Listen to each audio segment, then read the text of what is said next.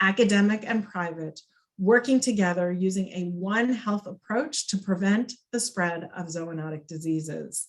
Thank you for being with us in this outbreak and in the ones that I am sure will follow.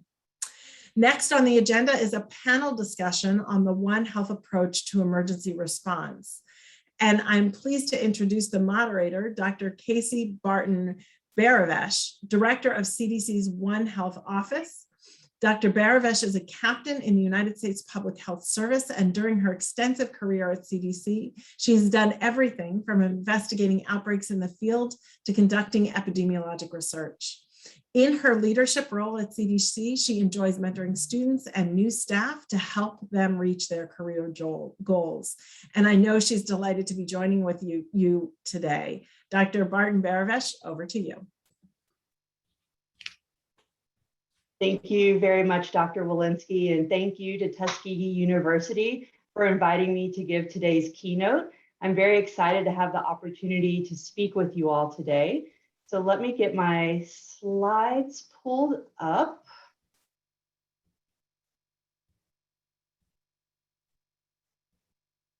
All right, hopefully everyone can see that okay. Yes. Great. So I want to start off by saying that the COVID-19 pandemic has put a global spotlight on One Health. We have world leaders in the G7 and the G20 calling for action and One Health collaboration to fight emerging zoonotic and infectious diseases and to prevent the next pandemic. We've got organizations like the World Health Organization, the Food and Agricultural Organization of the United Nations, the World Organization for Animal Health, and the UN Environment Program, creating the One Health High-Level Expert Panel, or OLEP as they call it, of which myself and also Dr. Kaicha are participants in. We've got a number of global initiatives being stood up to build capacity, to enhance collaboration across sectors, to build platforms, to share science and research all across sectors and disciplines with the goal of best protecting health. So when talking about One Health, it's important to have a common language. It seems easy to say, let's work together, but when you're working across disciplines and sectors, speaking the same language is critical. And we've all seen issues where one sector might use one word, which means one thing, in another sector, it means something different. So federal partners got together and created a US government One Health definition so we could all be on the same page with what we're talking about in the One Health space. And that's One Health is a collaborative effort of multiple disciplines and sectors working locally, nationally, regionally, and globally with the goal of achieving optimal health outcomes, recognizing the interconnection between people, animals, plants, and our shared environment. And One Health is all about coordinating, collaborating, and communicating, all with that optimal goal of improving health for all. One Health is also a team sport, and partners are key. There's no single person, agency, or sector alone that can address shared health threats, and we must work together to have the biggest possible impact while maximizing our limited resources. And as Dr. Walensky said, we're proud at CDC to have had the first One Health office stood up in the federal government, though we've had a long history of One Health work long before the term One Health was coined. And we have 6 big focus areas I want to highlight for you.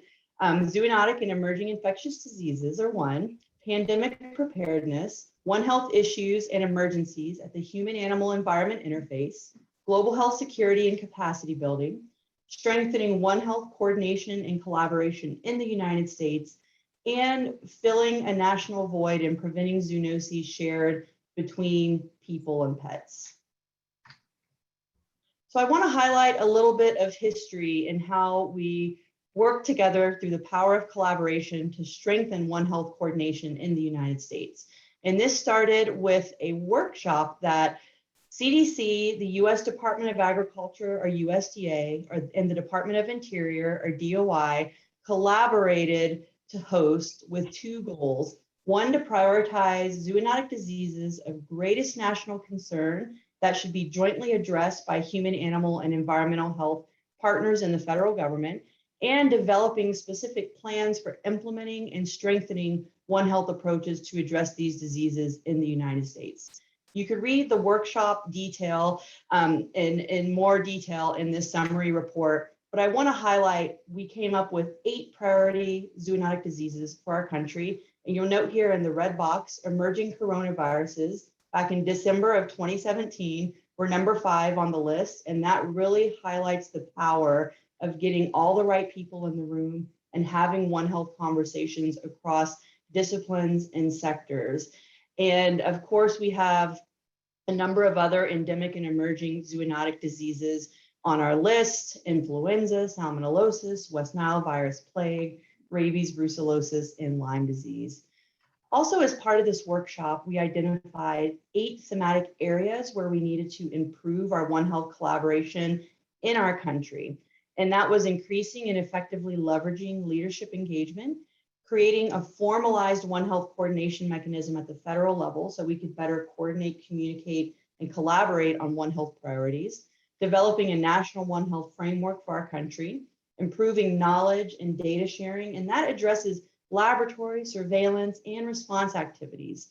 We also recognize the importance of improving coordination during an outbreak or emergency response, strengthening joint investment for One Health and prioritized zoonotic diseases, increasing education and awareness through coordinated messaging on disease prevention and addressing workforce needs as well, and identifying research gaps and needs using a One Health approach.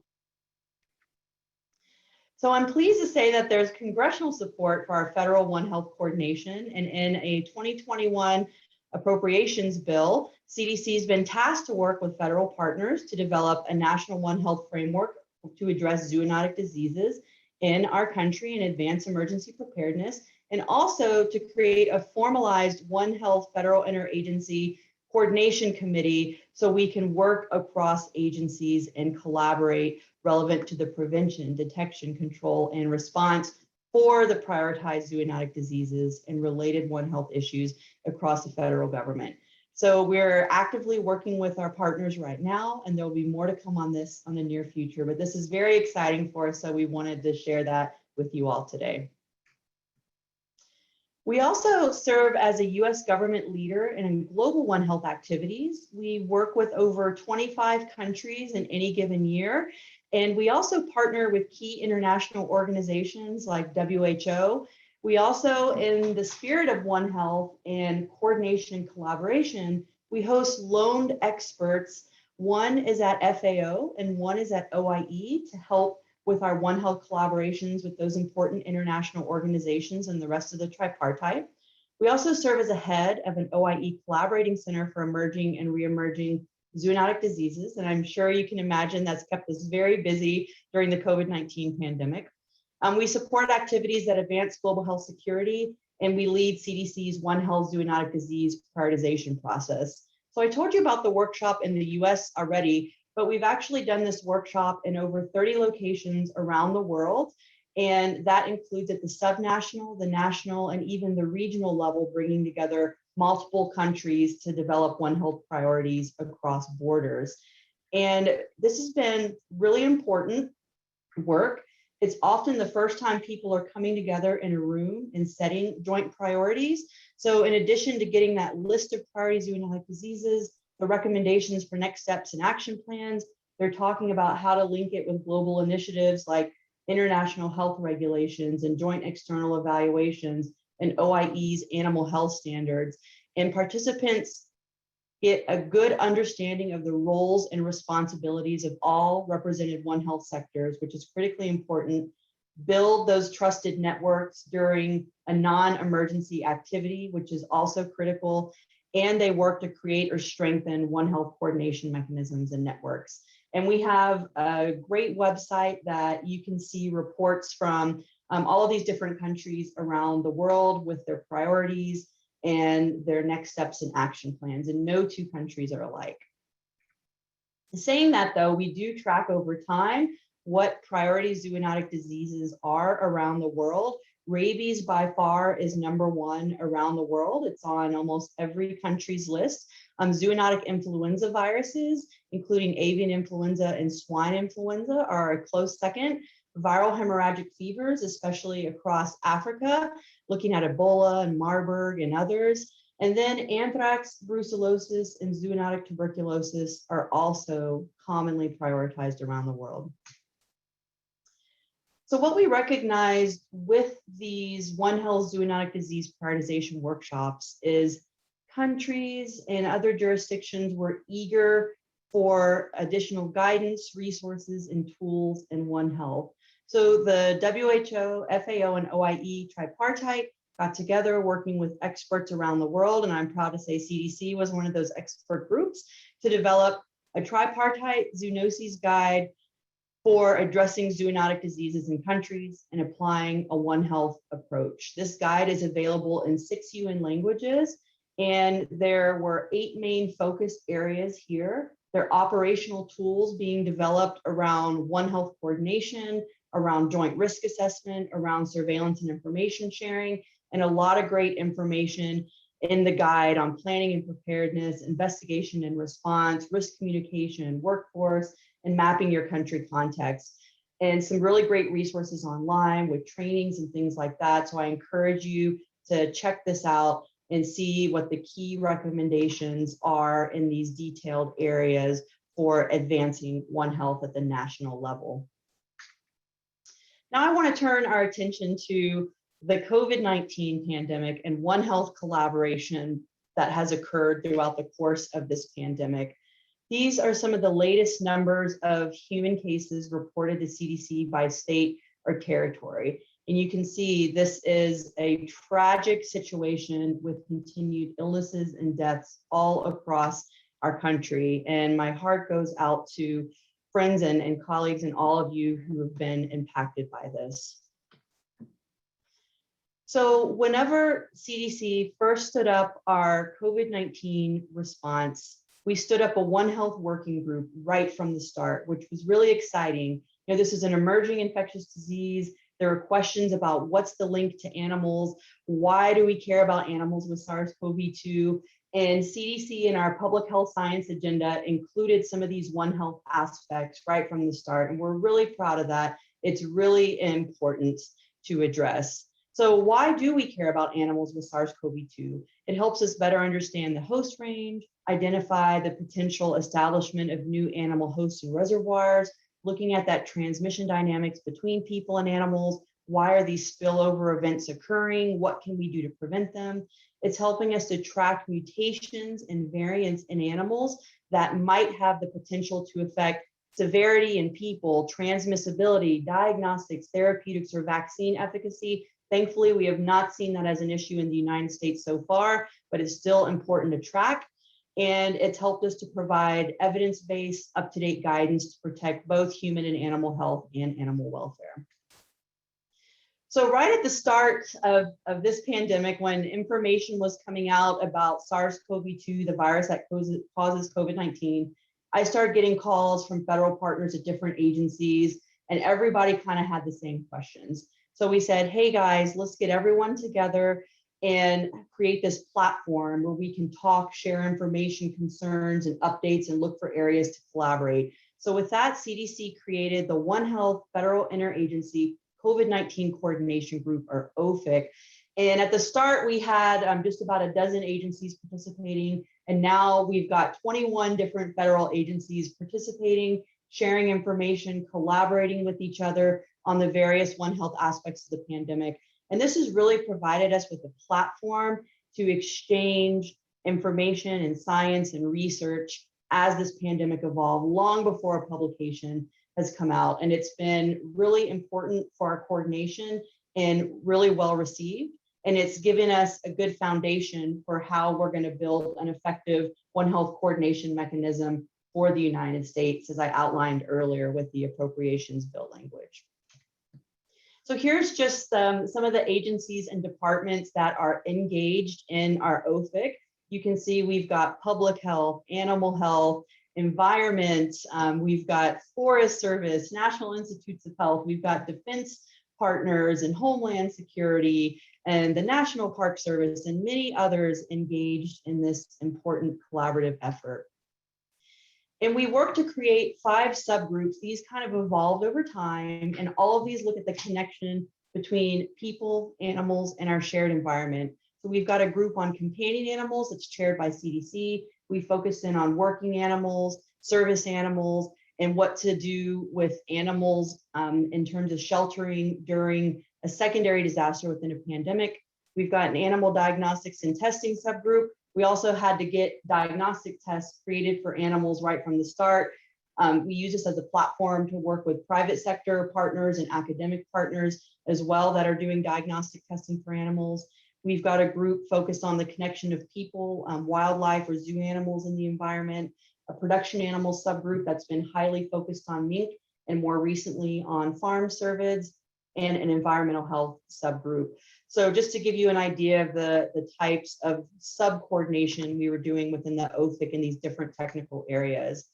And one really exciting thing that has come out of this is we've worked together to put out coordinated One Health guidance linked on one website where we can share all that information with partners. Here's just some examples of the different types of guidance, and it's been really exciting for us. So a partner like, for example, a mink farmer, which I'll talk about a little bit more in a moment, if they need resources on how to protect their mink on farms, we've got the human health information, the vaccine information, the farm biosecurity information, the animal health information, all in one collaborative document. It took a lot of work, but it was really worth the effort to make it easier on everyone to find the trusted evidence-based information they need to protect health. In addition to federal coordination, we've set up a platform where our OFIC partners can coordinate with state, tribal, local, and territorial public health, animal health, and wildlife partners. And we've also set up a platform for non-governmental, academic, industry, and other partners to come together, share information and concerns, and hear timely updates, and to provide a platform for question and answer sessions. So we encourage you to check that out if you're interested. We've also worked very hard to coordinate surveillance across public health and animal health sectors. And by doing so, it's really allowed us to, in real time, learn about the risks to people and animals, to get a sense of the clinical picture of what's going on in animals, and has really helped us to inform our prevention guidance. And this has been a really important effort. We've also got a really cool surveillance system that CDC set up through HHS Protect, where a state public health veterinarian, a state animal health official, and a wildlife veterinarian can all input data into one system and see each other's data and use that to stay coordinated within their jurisdiction. So that's pretty exciting from the One Health perspective as well. This is just a list of the animal species known to be naturally infected with SARS-CoV-2 globally. Just in the last couple of months, we've had a white-tailed deer, a binturong, a fishing cat, and a coatimundi, the latter 3 in different zoos across the country. And this just shows the wide spectrum of mammalian species that can be impacted by this virus. Some of the animals get sick, some of the animals don't, and we're working together to learn a lot more. Just to give you a sense, looking at the global picture and using data from OIE, there's 406 animals from 29 countries around the world. This is just the tip of the iceberg. There are likely many more animals out there that are impacted that aren't showing up because they're not being tested or they're not active surveillance systems happening. But looking at this list, you can see companion animals shown here in red, orange, and yellow are by far the overwhelming group of animals impacted by SARS-CoV-2.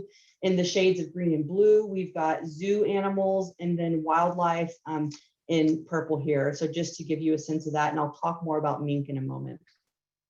Looking in the United States, we've got a lot of great active surveillance systems as well as passive surveillance stood up, and 248 of those global total come from 28 US states. So our information is about 62% of the global total, and we're working very hard to put information out and share what we're learning to help with the global knowledge of this emerging zoonotic disease. We're also working very hard to track variants. We have a One Health Genomics Working Group co-chaired by CDC and USDA. That's part of a larger SARS-CoV-2 interagency group addressing the advanced molecular detection aspects of the pandemic. And you can see here, the human variants are largely driving what we see in animals. And again, we have not seen any variants of concern showing up in animals in the United States. There have been in other parts of the world. And these are just some recent publications to just give you a snapshot of the type of work we're doing. CDC's deployed out to assess pets in households of people with COVID-19 early in the pandemic and found that there are many more pets impacted by this virus than we had expected. There is some great work being done in animal shelters, some academic partnerships, looking at SARS-CoV-2 infections in serially tested cats and dogs in households in Texas and many others. So I encourage you to check these out if you're interested. Now I want to turn our attention to mink just briefly as a great example of the power of collaboration. None of us ever imagined we'd learn as much as we have about mink farming during the course of this pandemic. But back in April of 2020, when the first mink farm showed up as a concern in the Netherlands, we started talking through the OFIC platform. How many mink farms do we have here? Where are they? What do we need to do to get prepared? And we, in real time, started getting prepared and getting guidance together for the mink industry back in April of 2020. You can see now there have been 437 mink farms in 12 countries impacted, primarily in Denmark, where they did have a concerning cluster 5 variant emerge that resulted in the depopulation of around 17 million mink. The Netherlands, Greece, and the United States being in the top 4 there. And it's been really important to follow this information and share what we're learning with partners in real time here. So we know that mink are highly susceptible to SARS-CoV-2. Mink can spread this virus to mink as well as other animals, whether it's a farm dog or cats or even wild animals around that farm environment, like a wild-caught mink. And extra precautions must be taken to protect people and mink and other animals on these farms. So One Health partners have been conducting on-farm investigations. CDC has been fortunate to be invited by state public health and animal health partners, and we've deployed to 3 states to do on-farm investigations of people and mink and other animals with SARS-CoV-2. USDA's National Veterinary Services Laboratories has been leading the laboratory confirmation and reporting to OIE to share what we're learning globally. There's been wildlife trapping on farms done by CDC and off farms done by USDA's wildlife services. We're working together on a comparative analysis of SARS-CoV-2 sequences, the guidance that we've developed. We've had several webinars for mink farm workers and operators, as well as pelt processors. And APHIS is currently working to address gaps in active surveillance for mink farms in the United States. So just to show you some of our key findings so far, we know that this pandemic is being driven most commonly from person-to-person spread. Infected people introduce this virus to mink on farms. Mink rapidly spread from mink to mink, and mink were able to spread to cats and dogs on the farm as well. Mink were able to spread to wild mink living around those farms. And there has been documented mink to human spread suspected on 2 farms in the United States and confirmed in several European countries. So here's some examples of the mink resources we developed through the OFIC. The first one was preventing introduction of the virus onto the farm. Then for farms that were impacted, there was response and containment guidelines, things around pelt movement, a mink farm worker handout to give them easy to find information all in one place, and a number of other resources listed here. And these just highlight some of the key needs within the guidance that we've developed. You can see here we've highlighted restricting visitor access in line with farm biosecurity, physical distancing of workers, wearing appropriate PPE, staying home when sick, the importance of the COVID-19 vaccine for mink farmers. They're actually vaccinating farm mink as well with a vaccine developed by the pharmaceutical industry, and that's ongoing. Cleaning and disinfecting and how to do that, and quarantining new animals before they're introduced to the herd is some examples there. So there's no evidence that mink are playing a significant role in the spread of this virus to people. And for most people in the US, the risk of SARS-CoV-2 infection from animals is low, but there is a higher risk for people working on mink farms. And the mink farms need to follow the available guidance and address worker safety, which is critical to protect both people and animals on those farms. Again, the importance of mink farm workers being fully vaccinated, and mink farm workers with COVID-19 should avoid contact with all animals, especially mink. And that's the same for anybody. If you're sick with COVID-19, isolate away from people and animals. So at the last stage of this, I want to just take a moment to highlight CDC's disease detectives for the students in the crowd that have aspiring public health careers. So I kicked off my time at CDC as an epidemiology elective student, and then I went on to the Epidemic Intelligence Service, our EIS program, where we take in doctoral level scientists, nurses, physicians, veterinarians, and other health professionals. It's a 2-year on-the-job applied epidemiology training, by far the best 2 years of my career so far. And you get to serve your country while gaining practical skills to become future public health leaders. And these are just some examples of my colleagues in action with their different One Health work all around the world, whether it's suiting up in full PPE, going into the Python cave in Uganda looking for viral hemorrhagic fever,